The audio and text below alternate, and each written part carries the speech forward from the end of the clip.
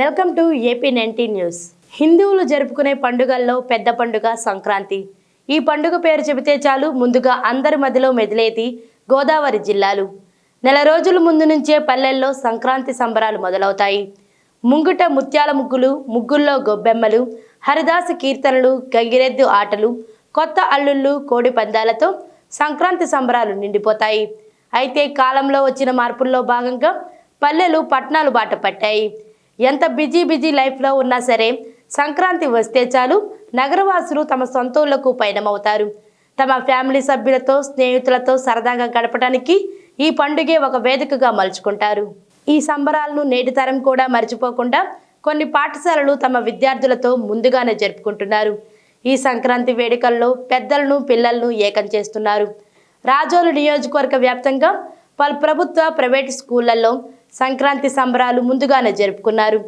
నేటి యువతరంలో కనుమరుగవుతున్న సంస్కృతి సాంప్రదాయాలను విద్యార్థులకు తెలియజేసే ఉద్దేశంతో స్కూల్ యాజమాన్యం సంబరాలను నిర్వహించారు.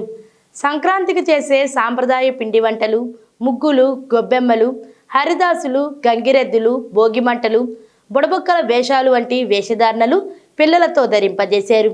మన సంస్కృతి సాంప్రదాయాలు ఉట్టిపడే విధంగా సంక్రాంతి పాటలతో అలరింపచేశారు. విజయవాడలో కేంద్ర మంత్రి కిషన్ రెడ్డి కీలక వ్యాఖ్యలు చేశారు. గూడ్స్ రవాణా నుంచి ప్యాసింజర్ ట్రైన్లు అభివృద్ధి చేశామని అన్నారు. ప్రధాని మోడీ ప్రభుత్వంలో రైల్వే చాలా వేగంగా అభివృద్ధి చెందిందని అన్నారు. అమృత్ భారత్ ద్వారా 1309 రైల్వే స్టేషన్లను మోడర్న్ రైల్వే స్టేషన్లుగా అభివృద్ధి చేస్తున్నామని తెలిపారు. విశాఖ నుంచి అరకు వరకు విస్టాడమ్ కోచ్లను ఏర్పాటు చేస్తున్నామని స్పష్టం చేశారు. అదేవిధంగా ఈ టికెటింగ్ వ్యవస్థ కావచ్చు, రైల్వే ట్రాకింగ్ సిస్టమ్ కావచ్చు, డిజిటల్ అడ్వాన్స్మెంట్తో ఈరోజు మోడర్నైజేషన్ చేయడం జరిగింది. మనకు తెలుసు ప్రపంచంలో ఇండియన్ రైల్వే 4th ప్లేస్లో ఉన్నాం మనం. మొదటి స్థానంలో అమెరికా, 2వ స్థానంలో చైనా, 3వ స్థానంలో రష్యా, 4th ప్లేస్లో రైల్వే నెట్వర్క్లో ఇండియా మనం 4th ప్లేస్లో ఉన్నాం. ఈరోజు దేశంలోని అన్ని మారుమూల ప్రాంతాలలో ఒక భాష నుండి ఇంకొక భాష మాట్లాడే ప్రజలకు కావచ్చు, ఒక ప్రాంతం నుంచి ఇంకో ప్రాంతానికి అంటే ఒక స్టేట్ నుంచి అదర్ స్టేట్కి వెళ్ళేటువంటివి కావచ్చు, లేకపోతే కాశ్మీర్ నుంచి కన్యాకుమారి వరకు కావచ్చు, ఈ రైల్వే నెట్వర్క్ ఏదైతున్నదో దేశం యొక్క ఇంటిగ్రేషన్కు, దేశం యొక్క సమగ్రతకు, సమైక్యతకు అద్దం పడతా ఉంది. విభిన్నమైనటువంటి సంస్కృతులు, ప్రాంతాలను కూడా కలిపేటువంటి అద్భుతమైనటువంటి రైల్వే నెట్వర్క్ మనకు దేశానికి ఎంతో మేలు చేస్తుందనే విషయాన్ని ఈ సందర్భంగా మనయేస్తా ఉన్నాను. అసెంబ్లీ, పార్లమెంటు నియోజకవర్గాల సమన్వయకర్తల మార్పులో భాగంగా వైఎస్ఆర్సీపీ 3వ జాబితాను విడుదల చేసింది.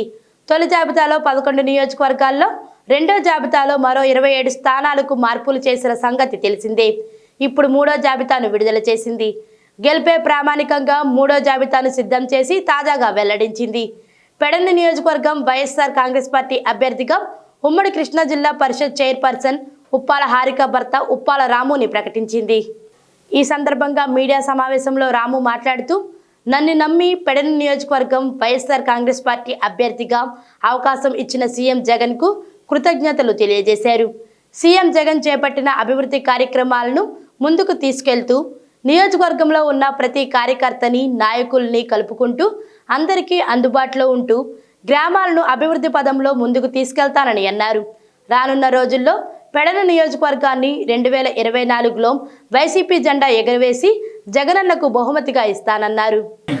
అట్లాగే ఈ కాన్స్టిట్యున్సీలో ఏమేమి ఇబ్బందులు ఉన్నాయి అవన్నీ కూడా నేను తెలుసుకుని ప్రతి ఒక్కరి నుంచి కూడా వాళ్ళు చెప్పే సలహాలు, సూచనలు అన్నీ తీసుకుని పార్టీ నాయకుల్ని, కార్యకర్తల్ని, ప్రజలందరినీ కలుపుకొని ఖచ్చితంగా నేను అందరికీ అందుబాటులో ఉండి రానున్న రోజుల్లో పెడన రూరల్, బంటుమిల్లి మండలం, కృత్వేని మండలం, గూడూరు మండలం, పెడన పట్టణం అన్నింటిలో కూడా ఖచ్చితంగా అభివృద్ధి ఫలాలు అందేలాగా మరింత ముందుకు తీసుకెళ్లేలాగా ఆల్రెడీ జగన్మోహన్ రెడ్డి గారు సంక్షేమ సారథిగా నడుస్తూ ఉన్నారు. అలాగే అభివృద్ధికి బాటలు వేస్తూ ఉన్నారు.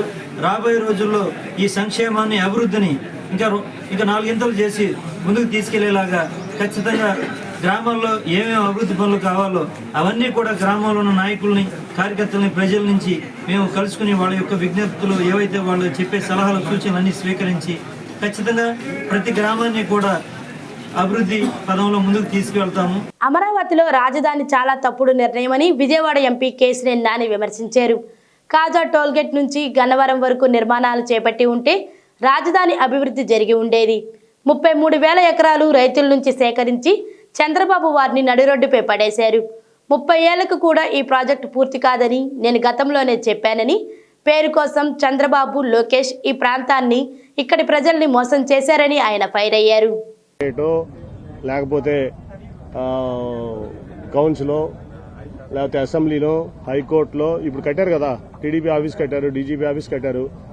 అలా కాజా బైపాస్ కాజులో కలుస్తుంది. కాజా నుంచి ఇక్కడ వరకు కట్టి ఉంటే ఈ బడికి బ్రహ్మాండమైన నగరం అయ్యేది 5 ఏళ్లలో. అది కట్టకుండా ఎక్కడో 55,000 ఎకరాలు, 33,000 ఎకరాలు రైతులను మోసం చేసి వాళ్ళ రైతుల్ని రోడ్డు మీద పడేసి ఆయన ₹1 కూడా ఆవిడ గాజులు తీసి ఇచ్చింది, మా దగ్గర డబ్బులు లేవని చెప్పి. అమరావతి ఫండ్ అనమాట. వాళ్ళ రైతులు ఎకరానికి 10,000 వేసుకుని వాళ్ళు బాగు చేసుకుంటున్నారు. వాళ్ళు కోట్లు ఇబ్బంది పడుతున్నారు. అండ్ నేను చెప్పేది ఏంటంటే, నువ్వు ఆ రోజున రాజధాని పెట్టాల్సింది కృష్ణానది వారధి దాటిన తర్వాత కాజా మధ్యలో నీకు కావాల్సిన left side 9HP left side, right side కట్టుకుంటూ వెళ్తే బ్రహ్మాండమైన గన్నవరం ఎయిర్పోర్ట్ నుంచి గుంటూరు వరకు ఈ ప్రాంతం బ్రహ్మాండం అయ్యేది. నువ్వు నీ అనవసరమైన ల్యాండ్ మాఫియాకి వెళ్లకుండా, ల్యాండ్ దీనికి వెళ్లకుండా నువ్వు పాత అమరావతి నుంచి తెనాలి వరకు మాస్టర్ ప్లానింగ్ ఇచ్చుకుంటే ఇవాళ బ్రహ్మాండంగా ఈ నగరం, ఈ ప్రాంతం డెవలప్ అయ్యేది. కావాలని చెప్పి ఎక్కడో తీసుకెళ్లి అమరావతిలో 33,000 ఎకరాల రైతులు మోసం చేసి, నేను మొదటి రోజు చెప్తున్నా, వాళ్ళు చెప్పడం కాదు.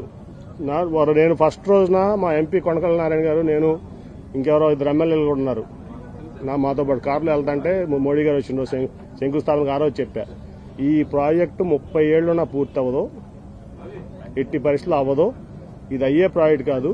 ఎందుకంటే ఈ ప్రపంచంలో ఏ రాజైనా కోట కట్టాడు కానీ నగరాన్ని నిర్మించిన రాజు లేడు. వాటి వరకు కోట కట్టుకున్నాడు, కోటలో కావాల్సినటువంటి సెక్రటరియట్లో లేకపోతే ఏదో కట్టుకున్నాడు తప్ప ఎవరో కూడా నగరాన్ని నిర్మించిన రాజు లేడు ఇంతవరకు. కాబట్టి అనవసరంగా ఏదో షాజహాన్ తాజ్మహల్ కట్టాడు కాబట్టి ఆ పేరు వచ్చింది. కాబట్టి నేను అమరావతి కట్టేసి అమరావతి అంటే ఎవరు చంద్రబాబు నాయుడు అని చెప్పి కొంతమంది భూమాఫియా ధరల చేతుల్లోకి వెళ్ళిపోయి బాబు కొడుకులు ఇద్దరు కూడా ఈ ప్రాంతాన్ని, ఈ ప్రాంత ప్రజల్ని, అట్లాగే 33,000 ఎకరాలు ఇచ్చిన అమరావతి రైతుల్ని మోసం చేశారు. మీరు అడగండి అమరావతి రైతులు కావాలని. నేను ఈ మాట అన్నాను లేదో ఫస్ట్లోనే చెప్పాను. నేను అమరావతి రైతులు నా దగ్గరికి వచ్చేట్లా మోసం, ఫస్ట్లో కొంచెం రైతులు ఇబ్బంది పడ్డారని నేను కొంచెం ఎమోషనల్ అయ్యా. ఒక 1 నెల రోజుల తర్వాత ఆలోచించిన తర్వాత నేను చెప్పాను వాళ్ళకి, రైతులు నా దగ్గరికి వస్తే ఢిల్లీ వచ్చినా ఇదంతా చెప్పా, మిమ్మల్ని మోసం చేశారు చంద్రబాబు నాయుడు గారు, అసలు ఇక్కడ రాజధాని తప్పు అని ఆ రోజు నుంచి చెప్తున్నా. రాజధాని ఈ ప్రాంతంలో రావడానికి వ్యతిరేకం కాదు, మీడియాకి చెప్తున్నా, కరెక్ట్గా రిపోర్ట్ చేయండి మీరు చెప్పేది కూడా. మచిలీపట్నం నియోజకవర్గ తెలుగుదేశం పార్టీ ఆధ్వర్యంలో వివేకానంద 160వ జయంతి కార్యక్రమాన్ని మాజీ మంత్రి కొల్లు రవీంద్ర ఆధ్వర్యంలో ఘనంగా నిర్వహించారు. ఈ సందర్భంగా కొల్లు రవీంద్ర మాట్లాడుతూ, ప్రతి సంవత్సరం జనవరి 12న స్వామి వివేకానంద పుట్టినరోజున దేశవ్యాప్తంగా జాతీయ యువజన దినోత్సవం జరుపుకుంటున్నామని, యువత కోసం, దేశం కోసం తప్పించే స్వామి వివేకానంద మార్గం అందరికీ ఆదర్శమని అన్నారు. ఆయన స్ఫూర్తి మంత్రం భావి భారతావనికి మార్గదర్శకం. భారతీయ ఆధ్యాత్మికతను పునరుజ్జీవింపచేయటంలో, యువశక్తిని చైతన్యపరచడంలో వివేకానందుడి కృషి అమూల్యమన్నారు. యువతకు స్ఫూర్తి స్వామి వివేకానంద. అతి చిన్న వయసులోనే ప్రపంచవ్యాప్తంగా పర్యటన చేసి యువతలో ఒక చైతన్యాన్ని తీసుకురావాలని చెప్పి ఆయన చేసినటువంటి ప్రసంగాలు ప్రపంచాన్ని ఆకర్షించినాయి. మరి చికాగోలో ఆయన చేసినటువంటి ప్రసంగం ఇప్పటికీ మరి చరిత్ర చెప్తా ఉందంటే ఆయన యొక్క స్ఫూర్తి. మరి అతి చిన్న వయసులో ఆయన చనిపోయినా మరి ఇప్పటి వరకు కూడా ఆయన్ని గుర్తుపెట్టుకుంటా ఉన్నారంటే మరి యువతలారా లేవండి అని చెప్పి ఆయన ఇచ్చినటువంటి అనేక స్ఫూర్తిదాయకమైనటువంటి సందేశాన్ని యువత తీసుకోవాలి. ఆడుదాం ఆంధ్ర పోటీల్లో పలుచోట్ల ఘర్షణలు జరుగుతున్నాయి. నిన్న నంద్యాల జిల్లా నందుకొట్కూరులో కబడ్డీ పోటీల్లో గొడవ జరిగింది. చేతన్ కోట టీం నాగటూర్ జట్టుపై 5 పాయింట్ల తేడాతో గెలుపొందింది. అయితే మ్యాచ్ తర్వాత ఇద్దరు ఆటగాళ్ల వ్యక్తిగత గొడవల కారణంగా మిగతా వాళ్ళందరూ కుర్చీలతో కొట్టుకున్నారు. పోటీని చూసేందుకు వచ్చిన ఆయా గ్రామస్తులు కూడా బాహాబాహీకి దిగారు. పోలీసులు చేరుకొని వారిని చెదరగొట్టారు.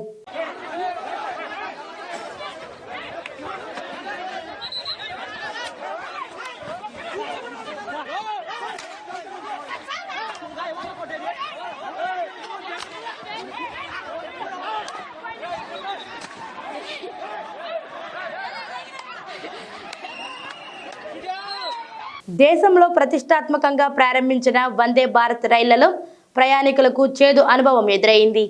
ఈ రైళ్లలో గమ్యస్థానాలకు త్వరగా చేరొచ్చనే ఉద్దేశంతో వస్తున్న ప్రయాణికులు ఆ రైళ్లలో భోజనం విషయంలో అసహనం వ్యక్తం చేస్తున్నారు. ఢిల్లీ నుంచి వారణాసి వెళ్తున్న వందే భారత్ రైల్లో భోజనం నాసిరకంగా ఉండటంతో పాటు దుర్వాసన వచ్చింది. దీంతో ప్రయాణికుడు వీడియో తీసి పోస్ట్ చేశాడు. దీనిపై రైల్వే శాఖ ఫిర్యాదు అందిందని స్పందించి IRCTC క్షమాపణలు చెప్పింది. ఈ ఘటనను సీరియస్గా తీసుకున్నాం. ఫుడ్ సర్వీస్ ప్రొవైడర్కు ఫైన్ విధించాం. లైసెన్స్ రద్దుకు చర్యలు తీసుకుంటున్నామని, రైల్లో అందించే సేవలను పర్యవేక్షిస్తామని ట్వీట్ చేసింది.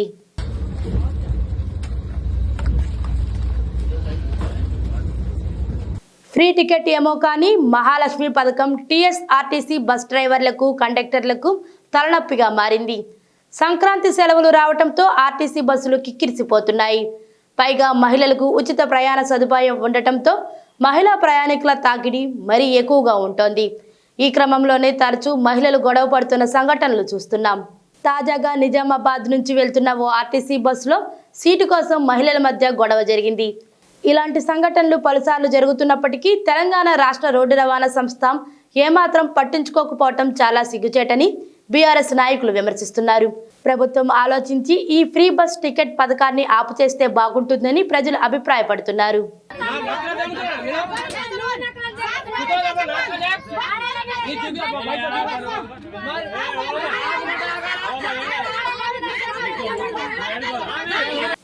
శుక్రవారం బాపట్ల ఇంజనీరింగ్ కళాశాల వద్ద విద్యార్థులకు ట్రాఫిక్ పై అవగాహన కార్యక్రమం నిర్వహించారు.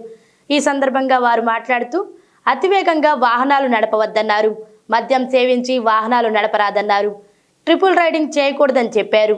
మైనర్లు వాహనాలు నడపకూడదని అన్నారు. విద్యార్థులు ట్రాఫిక్ రూల్స్ తప్పకుండా పాటించాలని పోలీసులు సూచించారు. ఈ కార్యక్రమంలో పోలీసులు, విద్యార్థులు పాల్గొన్నారు.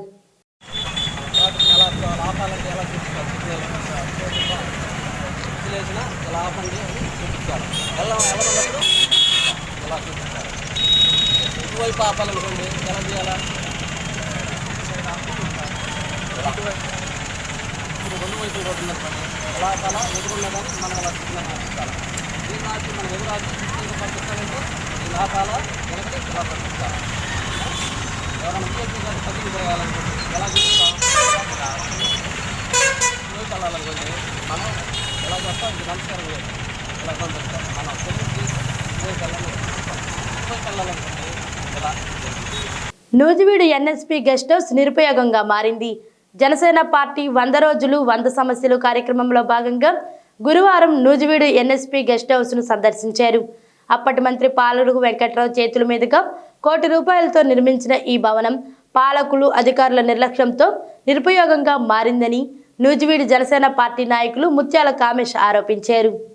ఆనాటి NSP అధికారులు నూజివీడులో క్షేత్రస్థాయి పరిశీలనకు వచ్చినప్పుడు నివాసకు ఉండడం కోసం, అలాగే నూజివీడు పట్టణంలో ఎవరైనా ఉన్నత స్థాయి అధికారులు కానీ, ఎవరైనా నూజివీడు సంబంధించిన పొలిటికల్ నాయకులు కానీ నూజివీడు సందర్శించినప్పుడు వారు ఆ రోజు నైట్ బస్ చేయడం కోసం దాదాపు ₹1 కోటి నిర్మించిన ఈ యొక్క స్టేడియం సంబంధించిన దీన్ని వాడుకలో తీసుకురావట్లేదంటే కేవలం పాలన వెంకట్రావు గారు అనే వ్యక్తి దీన్ని ప్రారంభించారన్న ఒకే ఒక కారణంతో దీన్ని అధికారులు ఈ విధంగా చేయడం అనేది చాలా దారుణమైన విషయం.